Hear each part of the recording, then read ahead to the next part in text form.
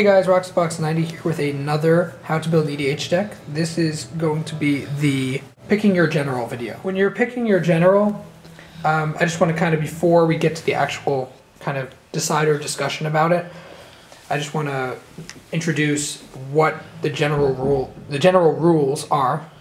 Double entendre. I laugh at myself.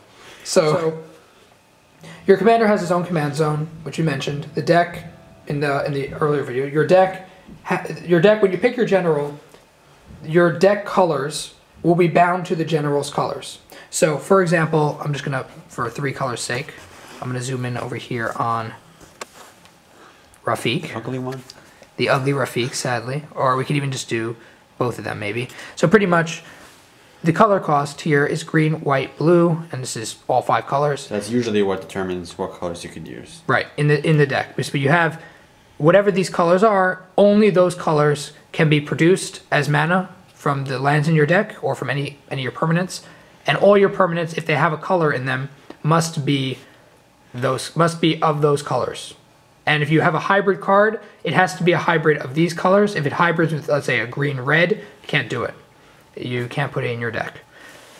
There's a couple exceptions. So there's a couple exceptions. We're going to talk a little more about him, but because your commander can have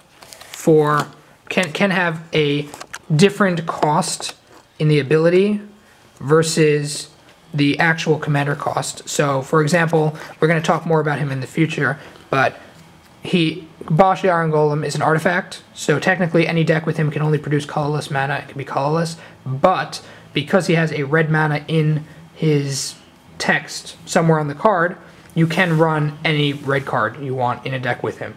We'll talk more about him when we get to him. Yeah, his Memnarch is also the same over there. Right, Memnarch actually works the same way. And also, who's not in here right now, but Rise the Redeemed, who is green, but he has a black cost ability, who you can use black and green with him. Right. So when you're picking your general, you have to keep in mind this limitation. So you can't run any sort of red cards in a Rafiq deck. You can run any card you want in a 5-color Progenitus deck. So your commander also, I believe it's fairly new, but if your commander, when he dies, he goes to the command zone, and he gets a penalty counter on him, which makes him cost more every time you play him. 2 more each time. 2 more each time. But if he's in play, if someone plays a copy spell on him, a clone, a metamorph, or anything, any other copying spell, replication, anything, then the legendary rule will take place, and your general will die.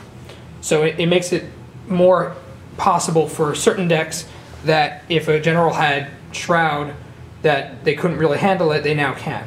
Yeah, or playing the same legendary creature with your deck will kill their general also. Right. Same way. Right. So those are I think those are pretty much the basics of general rules. I don't know. Yeah, I don't know really what else. And of course, the most dangerous thing a general can face is being tucked into the bottom of the deck, because then the general is not in the command zone. You can't replay him. And if your deck relies on the general, it's particularly difficult. Yeah, which made spells like Hinder, which previously were awful, suddenly super powerful. Yeah. Yeah. So let's get on. We'll talk about the binder stuff. Picking your general. It's very hard to do this because generals are rather personal, and they tend to be based on color choice. And sometimes you pick a general because the general has a particular ability that you like, or you find some art you like, something about it attracts you, flavor of the card, whatever it may be. It's usually very personal, so it's hard to kind of say, pick this general because it's the best. There are some generals that are really could be awful. Some legendary creatures in Magic are just atrociously bad, but many are not. Many of them, you can exploit their abilities in EDH to a really great extent. So we're kind of going to be running through, this is my friend's legendary collection that is not in decks, because he has a gazillion more in decks, but this is what's not in his decks. So some of them are not creatures, but many of them are. Almost all of them. So my friend is here with me. We're kind of going to be talking about the different colors generals have, kind of maybe some of our personal favorites, some of the ones you might consider if you're going to be building a deck soon, and kind of just throwing out some ideas and talking about them, since really the previous videos that talk about picking your colors and your playstyles will probably be more of a decider than your actual general choice. But let's just go through and talk about it. So on the right side here, we have the from the vault.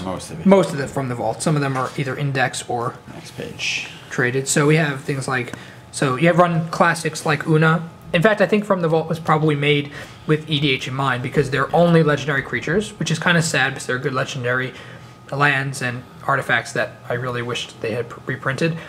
But they did their best. So you have classic ones like Una for mill control. Saisei is another really good one that gets you other legendaries. Dosan is probably the most... Doran. That's awkward. Doran is probably here. I have to just... Here. Doran is probably the most popular in terms of his green, white, and black.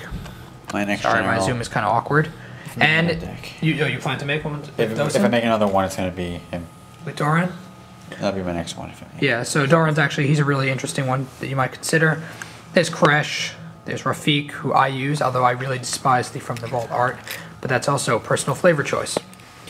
So you have Vizar the Dreadful. Sharum is very, very popular. And Progenitus is usually not as a general, although I've seen decks use it. Remember, EDH has no real limits, so it's another good one to pick.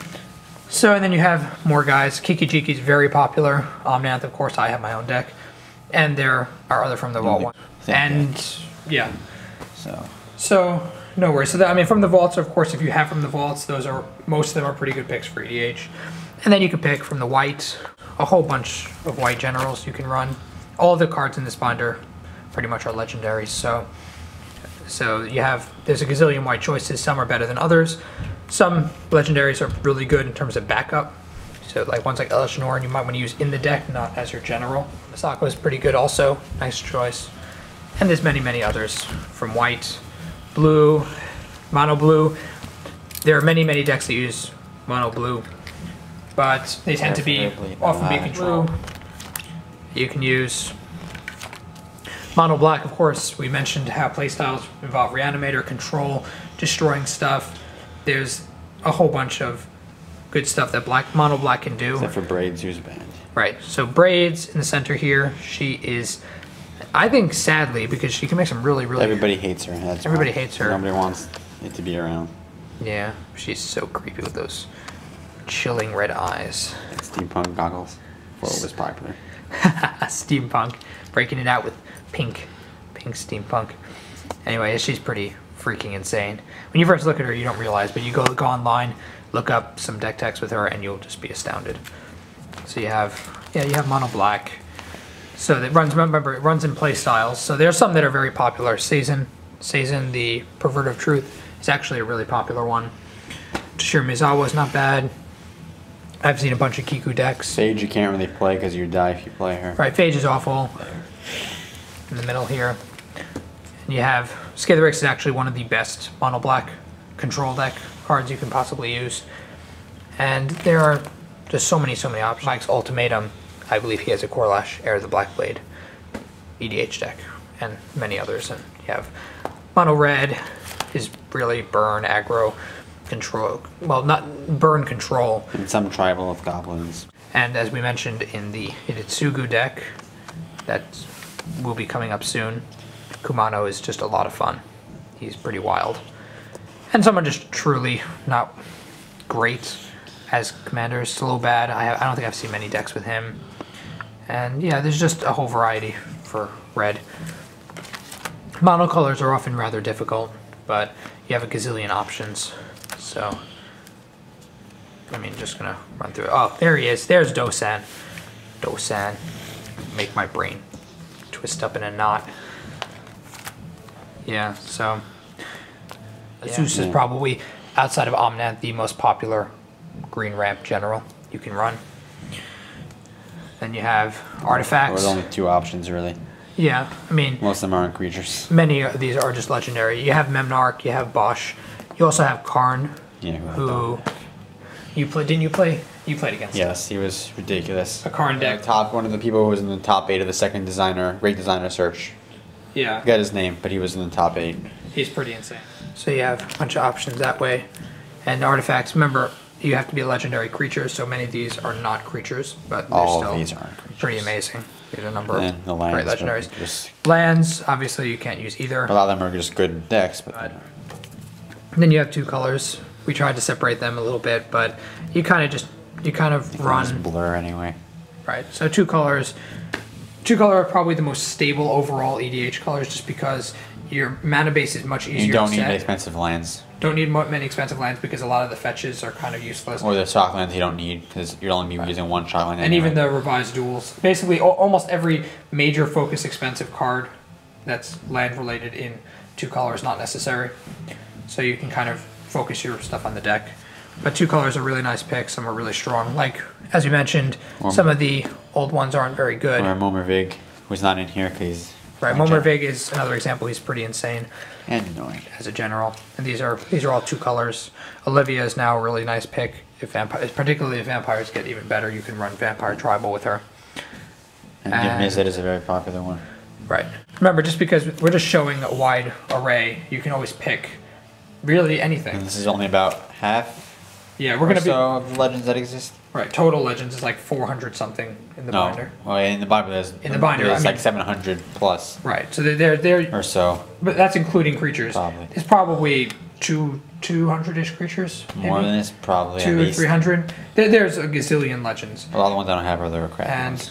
and keep in mind also that you can check below in the description, and I'll put a link to one of the best EDH deck commander databases Yeah. that have pretty much deck types for Every commander possible. every possible commander in all of Magic, even ones that are pretty So you can actually get some ideas if you're trying to run a general. You can check up the decks they already have there and maybe get some good And there are ideas. different types of decks, and they'll like have like a little key to let you know what kind of deck. Like different types, like some that are more expensive, some that are budget, some that are 1v1 only, some that are meant to be multiplayer only, and Right, so you have a lot of options, and it's really great. It's on MTG Salvation. I'll put a link below as well.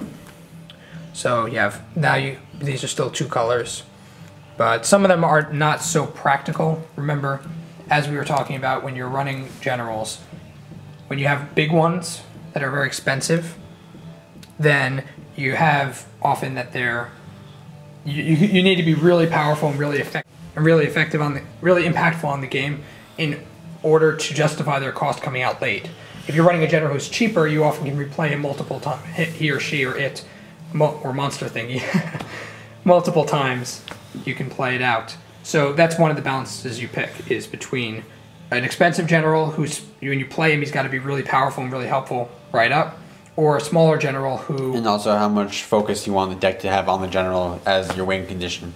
Right, because if you run him out at the end of the game, the latter half, let's say, turn 5 onward, or turn 6 onward general, then you kind of want him to be really, really powerful, possibly... Or just have him there to endgame. just be your colors and just use him if you need him, like Right. just do something crazy. Right, cheaper generals tend to be more try to synergize with the deck and be more helpful to your overall winning, not just to win itself. Although, of course, in aggro... some demand, like Kalia demands you build around her, otherwise... Right, certain generals, of course, are very much focused on the general, and that's kind of a choice you have to make.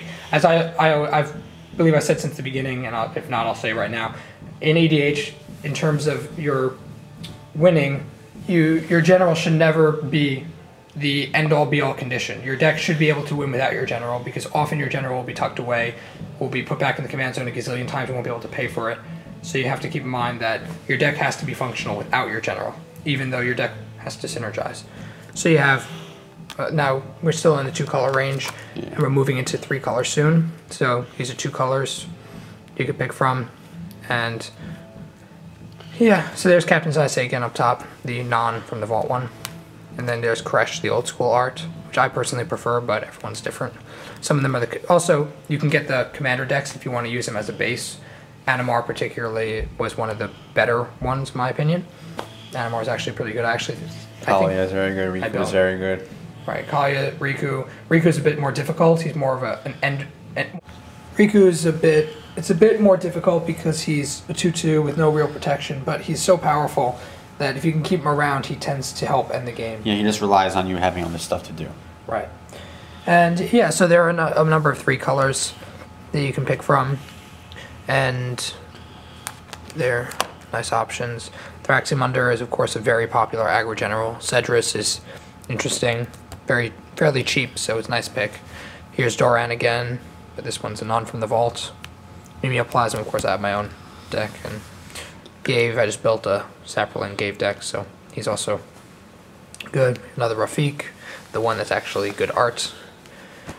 Oriel is incredibly popular. One of the overall, some of the most useful in general, because he protects himself. Powerful, because incredibly powerful, particularly for aggro. People hate him, and he's often hated out of meta, in fact. And then Merrick Riberi is one of the very few white, blue, black, along with Zur the Enchanter. They're both very well known, and they're some of the very few. They're very, very few in those color combinations. So those are 2 you probably look at if you're looking for those colors for blue, black, white. And then you have the Elder Dragon Highlander. There can only be one. Missing Nicobolus because he's... Missing Nicobolus because he's in the deck. But well, and the Vault Dragons one is not here, so... Right. So those are the originals. And then you have, up top, 2 are in decks, and then you have the other 3. The other 3 Primeval Dragons from Invasion. And then you have the Planar Chaos ones. The other 3 are in decks as well. Right. Voroch and Numat are not. And then you move into 5 color. 5 color, as we showed with the Sign of the Ur Dragon a little while ago, then these are often the most difficult to build around. Sometimes they're the most fun. I know my brother built a Reaper King, which is a tribal around Scarecrow. Interesting. Silver Overlord. I think Mr. Lubufu is building a Sliver deck, and this will probably be his commander, at least until he gets Queen. And you have lots of other versions. Some Reanimator decks actually run Corona. I've seen this a couple times where they run Corona, and people are like, oh, what are they going to do with a Corona deck? That's so weird. And then they reanimate Jin-Gitaxias like turn 4 and try to win the game. So maybe a little more competitive, but that's kind of an interesting thing you can do with her. Otherwise, she's really weird. I don't know how to run her, but you could try. Remember, it's EDH. Figure stuff out.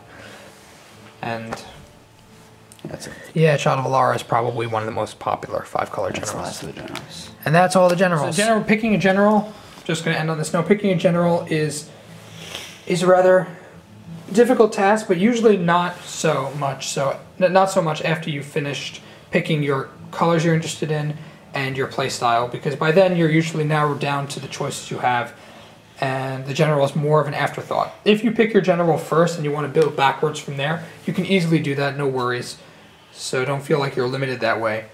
But in my own personal experience, you tend to run a more focused, understanding deck if you have laid out already the colors you're running, why you're running them, and the playstyle you're aiming for, because the general then will hopefully fit into whatever you've already planned. And if not, then you can even work things out. It's kind of the interesting part of running generals. So thanks for watching. Feel free to comment below, and feel free to subscribe up top for more videos. This playlist will be up here, next video here, previous video here, and I hope to see you guys next time. Thanks again.